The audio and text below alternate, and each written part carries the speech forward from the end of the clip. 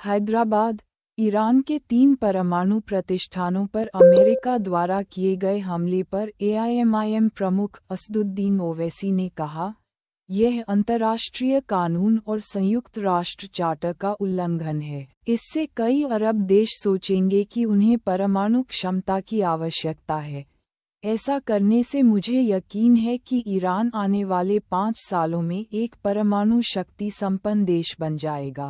नहीं, मेरा मानना यह है कि जो आज यूनाइटेड स्टेट्स ने जो बॉम्बिंग की है वो इंटरनेशनल लॉ का वायलेशन है, वो यूनाइटेड नेशंस के चार्टर का वायलेशन है, एनपीटी का वायलेशन है और खुद यूनाइटेड स्टेट्स का जो उनका संविधान है यूएस का कि बगैर कांग्रेशनल परमिशन के वो जंग नहीं कर सकते बॉम्बिंग, उन्होंने उसका वायलेशन किया।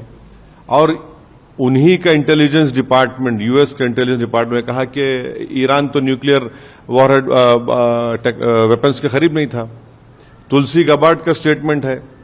ये सिर्फ एक फसाड क्रिएट किया गया। मकसद एक ही है कि इजराइल जो बेंजामिन नेतन्याहू जो फलस्तीनियों का एक खस्साब बन चुका है, बुच्चर बन चुका है, जो जेनोसाइड हो रहा है, एथनिक क्लेंसिंग हो रहा है, उसको कवर अप करने के लिए किया गया। 55,000 लोग मारे गए, अभी मर रहे हैं वहां पर, आप उसकी बात नहीं करते। तो ये बॉम्बिंग से अगर यूएस ये समझ रहा है कि डिटरेंस होगा, नहीं होगा। आप देखना आइंदा 5-10 साल में ईरान 90% एनरिचमेंट करेगा। आप इस बात को देख लेना कि उस इलाके में जितने मुस्लिम अरब कंट्रीज हैं वो अब ये तय करेंगे कि भाई हमारा को अगर डिटरेंस चाहिए इजराइल से तो हमको भी अब वही करना पड़ेगा। वो भी करेंगे, न्यूक्लियर बॉम्ब्स बनाएंगे, न्यूक्लियर वॉरहेड्स बनाएंगे।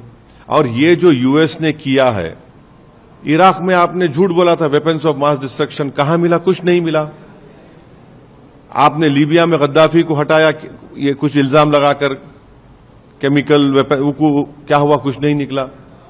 तो आप ये जो इंस्टेबिलिटी क्रिएट कर रहे हैं, ये इंस्टेबिलिटी आपको ही महंगी पड़ेगी। अगर कल वहां पर जंग हो जाएगी उस इलाके में, जो अब पूरे आसार नजर आते हैं, तो फिर पूरा इलाका एक आग की झोंक में होगा।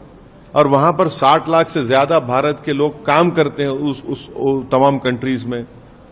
हमारे इंडियन कंपनीज का इन्वेस्टमेंट है उन कंट्रीज में।